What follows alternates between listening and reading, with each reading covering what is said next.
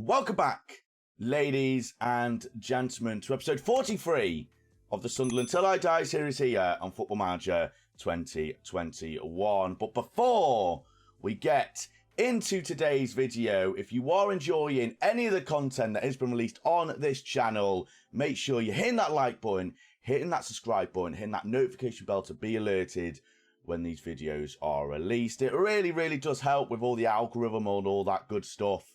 And I, for one, massively appreciate it. Unfortunately, I do have some bad news. It's heartbreaking, so make sure you sat down, get yourself prepared. Unfortunately, ladies and gentlemen, we've lost our unbeaten streak. I know. I'm so sorry I've let you all down. I'm so sorry.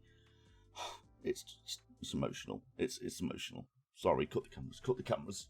Before we go over to the results and see that one particular game that has caused mass heartbreak and tears amongst the Sunderland faithful, I feel like we need to appreciate the board right now and how bloody happy they are as of this moment. A+, ladies and gentlemen, A bloody plus. To summarise, the board feel you are doing an unbelievable job and you're clearly the right manager for the job. Well, what can I say? Who's my boss? I mean, you never go into a job and ask 3 years in who your boss is.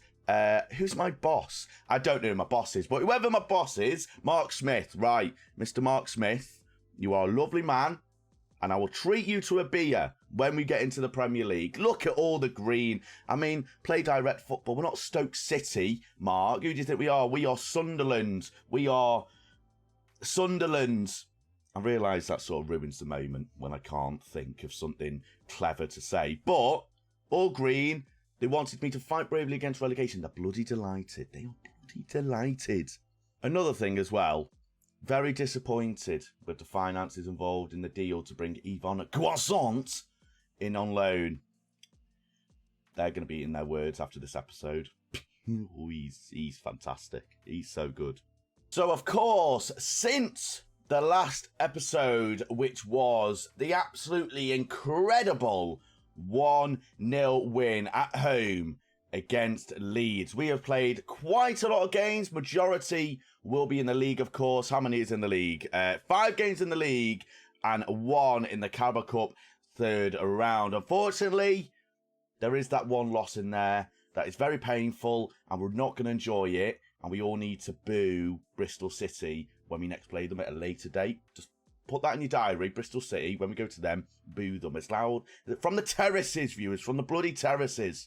No, but regardless of that loss, there's a lot of green and a little bit of yellow here. So as you can imagine, it's going very bloody well. And I'll quickly note to it, Yvan Croissant has been absolutely insane. Absolutely ridiculous, everyone. He's got 13 goals in 11 appearances. Bargain of the summer, it's got to be. Sky Sports News must be all over this. This has got to be bargain of the summer. He's already absolutely demolished his goal scoring record from last year, and it doesn't look like stopping. He's been insane. Could Yvan Croissant carry us to the Premier League? The way it's going, it looks good. It looks really good. It's going to be a mighty shame when Burnley take him back and then we can't get him and then he scores against me next year and then we'll all be unhappy. But, you know, we'll cross that bridge when we come to it. Hopefully we'll be able to explode the bridge by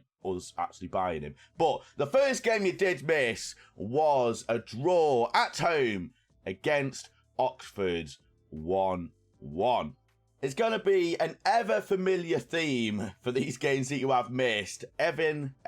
His name's not Evan, Alex. Yes, I know. I'm sorry. I said your name wrong on camera. I can only apologise. I'm sorry, Yvan. What do you mean I've been saying your last name wrong? Yvan Croissant. Yvan Croissant. That isn't how you say... Well, that's a you problem, mate, because I've been saying it for so long at this point, it's etched in Sunderland history. No, I'm not going to attempt to say it right. It's Yvan Croissant. That's the way forward, all right? That is the way forward. He scored 13 goals, so the way I've been calling you, it's clearly been motivating you. Croissant. Honestly, why is he telling me this now? Flipping He's been here 2 bloody seasons. Ivan Guessant getting on the score sheet. The majority of our goals throughout this period has been scored by this man. Now, that is a little bit of an issue, personally, because you don't want to be reliant on your striker. I know that is a ridiculous thing to say. Run with it. Just run with it. If our striker's scoring all the goals, he gets injured, we're going to be goalless. We're literally going to have nothing in the tank. So we need to get the other players involved a little bit. Don't get me wrong, it's great that he's scoring. I just don't want to be too reliant on him for us to win games. No, we're in this game against Oxford. A game that you fully expect us to win. Based off the stats, you're probably saying we should have done. Unfortunately, we weren't able to convert some of the good chances that we did have throughout the game. Guessant putting us 1-0 ahead very, very early on in the match. 2 minutes to be exact. Unfortunately, we weren't able to hold on to the lead with Scully equalising 7 minutes after the break to even the game out. Unfortunately, for the rest of the game, no one was able to get the winner. We probably deserved the winner, but we weren't able to find the back of the net. Guessant wasn't able to get himself a brace or any of the other players. Some good performances from the likes of Pickering and Dunn. I mean, at this point, you expect my defence to play well, and it's an ever familiar theme throughout these games. Another game, another draw, another Ivan Guessant goal. Yep, 1-1 away from home against Sheffield Wednesday, where once again, we fully deserved to win this match. We actually had a penalty very, very late on. Unfortunately, Gooch wasn't able to convert, and that came back to bite us right in the bum, with Mr. Borner getting an equaliser right after the penalty miss, and Gooch must have been fuming. The fact that he didn't get the lowest rating makes me wonder who does the ratings of this. I mean, Batista Bier got a 5.9, which is absolutely horrific. He's fallen off the bandwagon a bit in terms of performances, which is a little bit of a concern. But looking at the stats, we definitely deserve to get more than a single point out of this game. 10 shots to their 7, 9 shots on target compared to their 4, and a much better expected goals. The one thing that ultimately came back to haunt us was that missed penalty. That probably gave Sheffield Wednesday a little bit of a push to go into the game a little bit more, push players forward, and ultimately they risked it. They got the reward, and we weren't able to find anything for the rest of the game. They actually had a goal called offside in the 79th minute, so maybe a little bit of luck on our side not to actually lose this game. But 2 draws, ladies and gentlemen. 2 draws against 2 teams that I feel like we should be beating. Oxford are in 23rd, so that we definitely should be beating Oxford. And then Sheffield Wednesday in 17th. So 2 games where you're fully expecting us to get 6 points out of 6. And at this point, I was a little bit concerned that we were going to go on the... Every year, if you're new to the series, every year we go on a traditional, we lose for about 15 games. This was my worry. This was my worry that we're going to slip down in form. But we were able to get back on the winning bus. I'm not going to call it that. The victory bus, we'll call it. With a penalty win away from home against Fleetwood in the Carabao Cup third round. Fleetwood are in League One, and the fact that we had to rely on penalties to beat these is a little bit annoying and a little bit of a worry. But yeah, it wasn't a great performance from us, if I'm honest. We absolutely dominated the game from start to finish. We just couldn't get the goal. And if you look at the ratings, holy smokes, are they impressive. Guessant, Embleton, Rossiter, Dobson, Pickering, Dunn, Hughes, Onsane and Birch, all getting above a 7.0 rating. But fair play to Fleetwood. They put 10 men behind the ball and it worked for them. They were able to not concede. They probably could have been 1-0 up. They had that one shot on target was a very, very good opportunity for them. You'd probably call it a half chance, maybe not a clear cut, but half chance. Thankfully, they weren't able to convert it. Otherwise, it would have been heartbreak for us. But we were able to defeat them through penalties. And you will know from history, if you watch the series once again, that we don't have a great time with penalties. So to be able to beat a team in the Carabao Cup third round, you know, the pinnacle of trophies, on penalties was delightful. I won't lie to you, I was very happy. I probably shouldn't be as happy as I was after beating a team in League One. But there is no shame, viewers. There is no shame. But we did get ourselves back to winning ways, courtesy of one man who had an absolutely insane performance in this match. Yvan Guessant. He scored 4 goals. 4 goals. He got a hat-trick in 27 minutes. Like, someone needs to test Guessant, because clearly it's not the man from last season. Like, what is going on? And even with them 4 goals, Guessant still couldn't get a perfect rating, a 10 out of 10 rating. Instead, he got a 9.9, which, don't get me wrong, is absolutely incredible. But the man scored 4 goals. Give him a break, blimey. If that doesn't deserve a 10 out of 10, what does he have to do? What does the man literally have to do? Despite the reliance on Guessant, overall, the team performance was pretty good. Unfortunately, we weren't able to get ourselves a clean sheet as Peterborough decided to be party peepers and scored 2 in 2 minutes to upset Pickering, Dunn, Hughes and Olasunde. They were at the changing room doors ready to cause chaos in Peterborough's changing rooms. They were not happy. But overall, team performance was pretty good. Stats was definitely in our favour. We were the better team. 40 shots to their 9. Much better expected goal difference. Probably could have scored more goals. Guessant, as ridiculous as it sounds, probably could have got 5 or 6 goals. But you can't really complain when he scored 4. And he's literally got one of the best ratings I've seen so far this season. So you can't really complain about it. But 3 points against a Peterborough team where I don't actually know where they are. They are 8th in the Championship. So they are challenging for playoffs. And to absolutely demolish a team of this quality is very, very nice. Unfortunately, the one game that is going to be quite upsetting to talk about was the 2-1 home defeat against Bristol City. And I don't even think Bristol City are that good. They're 18th. So of all the teams we could have lost against, we decided to lose against a team that's probably going to battle for relegation. It couldn't have been second. It couldn't have been Leeds. It had to be Bristol City. 2-1. It was a heartbreak. Frustration, viewers. Absolute bloody frustration in a game where we probably didn't deserve to lose, but we probably didn't deserve to win either. So, it's actually really difficult to say what went wrong in this game. The only thing I can put it down to is that it's just one of them games where our team just didn't turn up. And it's disappointing more so that it was against a team that is going to probably be fighting relegation. You'd expect your team not to turn up against a much better team where the quality is a little bit higher, but nothing against Bristol City. They're not entirely brilliant. Our team's probably a little bit better. So, yeah, it wasn't great from our side, if I'm honest. Did we deserve to lose? Probably not, but when you turn up to a game and don't create many chances, and that is nailed on with, if you look at the ratings of the attacking players, 6.5, 6.4, 6.6 and 6.1.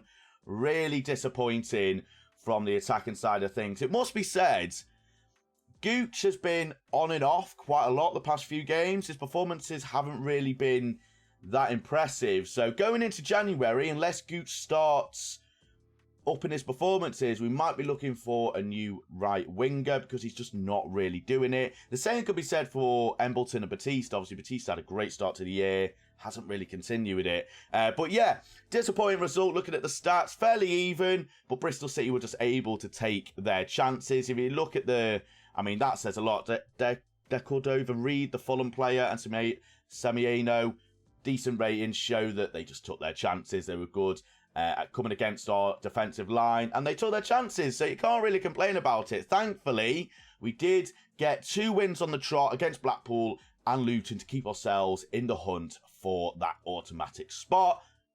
And the first game was a 2-0 win against Blackpool. And on cue, as I criticised Batista Mier, he decides to get himself a goal. Gooch, another poor performance. Guessant, another goal. What's more to say?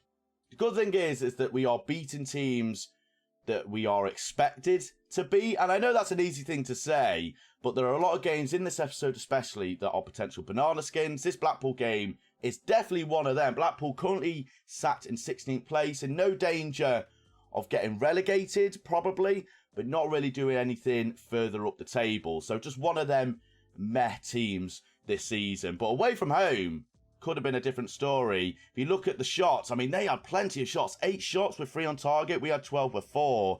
Blackpool definitely could have got themselves a goal. Their expected goals wasn't brilliant, 0.61, but all it took was a set piece, and our morale could have gone right in the bin. Thankfully, we got a goal fairly early on, the 21st minute, through Croissant.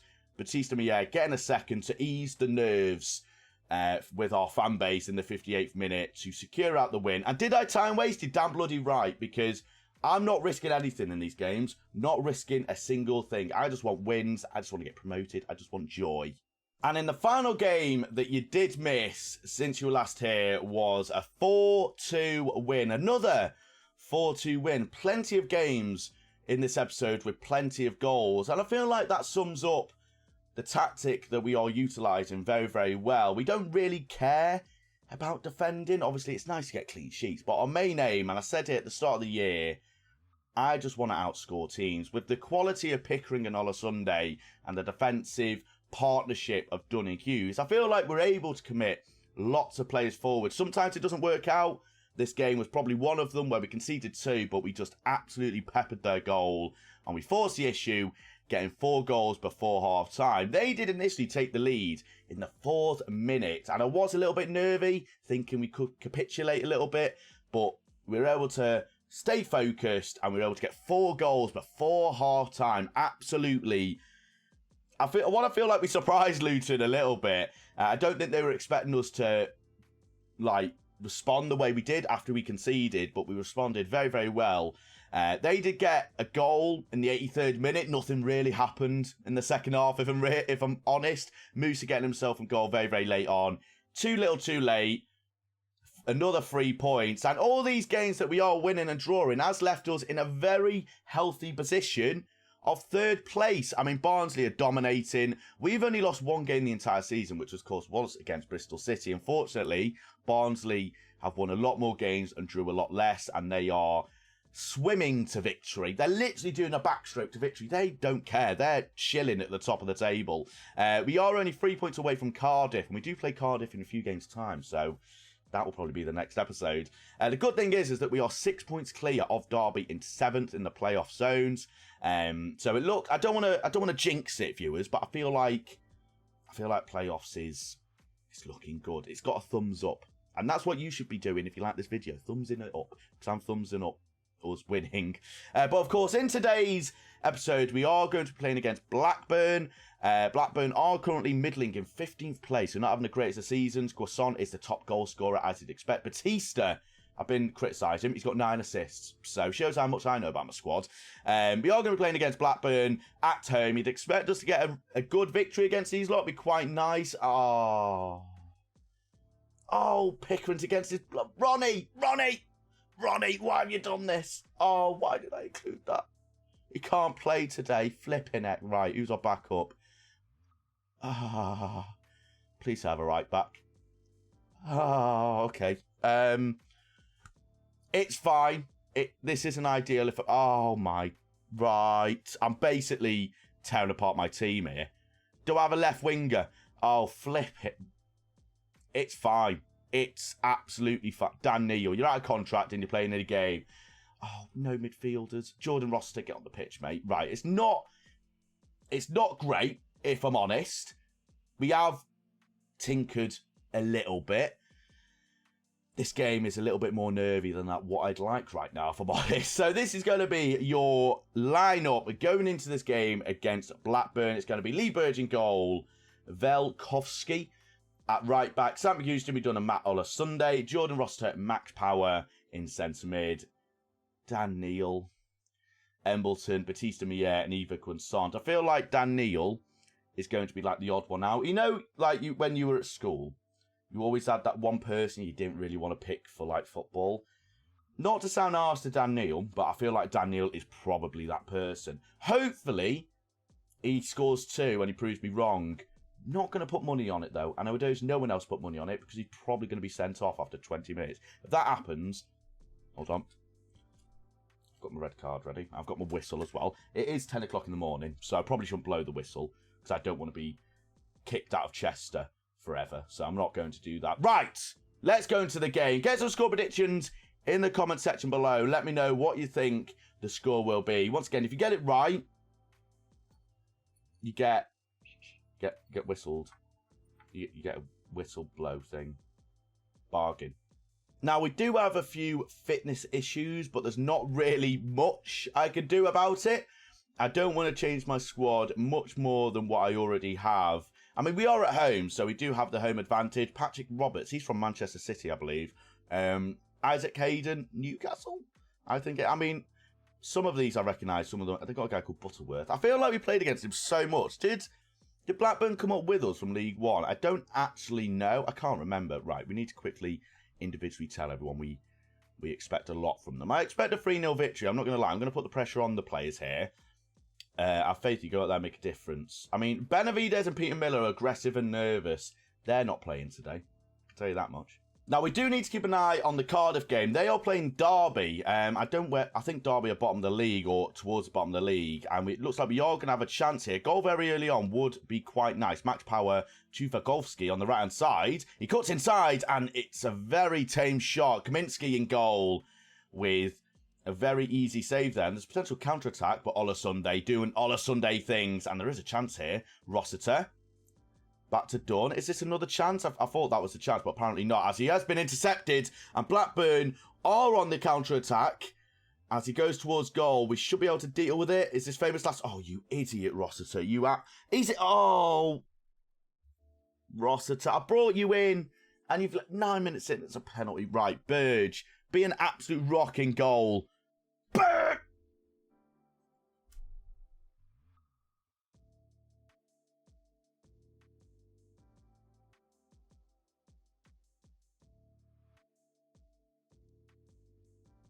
It's fine. It's oh my, what am I, right, Birds did the initial saving, and then no one else goes in and tries to, Derby are nowhere near the relegation zone, and don't it, oh, boys, what are we doing? Honestly, do we even want to win this, win this match? Oh, it's a free, if we lose, is this going to be one of these games? Don't be 2-0, please, Patrick Roberts. Oh my God, right, get rid. Can we counter-attack now? Rossiter with... Right, 30 minutes in. Roster's coming off. I'm sick of him. I'm sick. I can't stand him. We're bringing on Josh Scowen. He hasn't played much this year.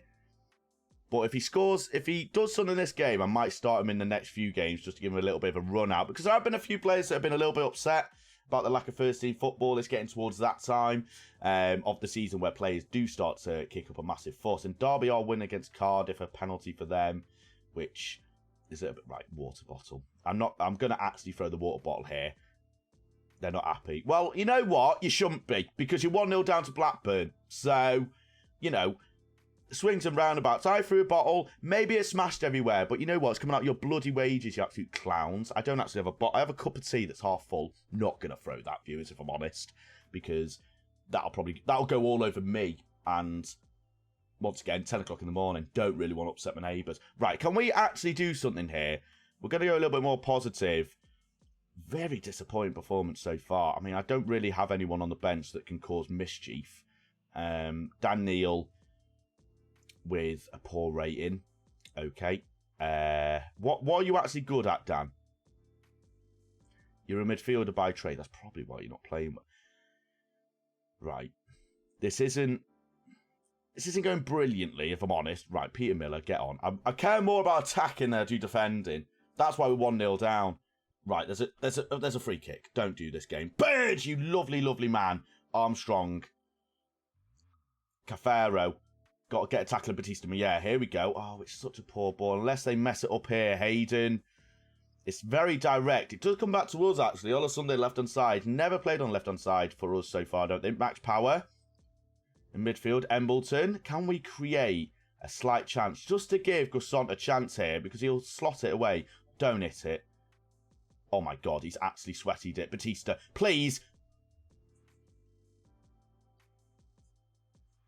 What? How has he missed? How has he missed that? Are you kidding me? Right, 30 minutes to go. You know what? Risk it for a biscuit, everyone. Risk it for a bloody biscuit. I don't have a striker. I really need to sort that out. Because I literally don't have a striker on the bench. Right. Advance forward. Sort it out. I'm putting faith in the boys here to just sort it out. Oh, here we go. It's a free kick. It's a goal, everyone. I'm just going to chill now. It's going to be a goal. Watch. It's easy. Not even going to look. Not even going to look. Easy. Come on! Yes! Batista Mier with an absolutely incredible free kick. I mean, the goalkeeper's positioning, the goalkeeper literally goes the wrong way. Flat-footed. Can we get ourselves a winner here, maybe? With only a few minutes to go, let's demand more. Right, I'm going to throw the kitchen sink here. Is this a chance? It's a chance. You idiot. No way. Burge, please. Oh, no. Oh, my. Director, cut it. It's a 1-1 draw. I mean, I'm disappointed. Dan Neil was what can only be described as absolutely shit. So, Dan Neil's never going to be playing for this club ever again. He's got 5-star potential. He's going to be getting a 5-star hotel away from Sunderland. He's going to be living in Cornwall. That's where he's got just a random place in Cornwall. Is there any 5-star hotels in Cornwall? Is there? Yes. Yes, there is. Manderley Guest House or Stratholland Guest House. Take your pick, Dan. Take your pick. I'm not paying for it. You're going to pay for it. Get yourself on the bus because, quite frankly, don't want to see you ever again, Dan. Get yourself to Cornwall, mate. Make sure you leave a good rating, though, if you enjoy it, Dan, because, it helps these places. It helps them. I mean, if anyone does go to Cornwall and you use them hotels because of me, drop a name in there. Oh, what's this guy on YouTube? He suggested you. Might thank me. You never know. You never know. I mean, I don't know what I do in these videos. I've gone from Football Manager to recommending a 5-star hotel in Cornwall. Whatever. Right. Disappointing result, but where are we going to come back for the next game? I think I mentioned it. It's going to be the Cardiff game. It's potentially going to be a second v third clash of the Titans. Clash of the ages. Godzilla versus King Kong. I mean, first is probably... You get the gist. So it's going to be an away tie against Cardiff. We've only got 2 games between now and then, but I feel like that Cardiff game is a game that we have to play and we actually have to see how we get on because it's a big game, right? It's a massive game. But of course, thank you all so much for watching. Take care of yourselves. Have a good morning, afternoon or evening, wherever you are in the world. Stay safe and I'll see you in the next episode. Goodbye.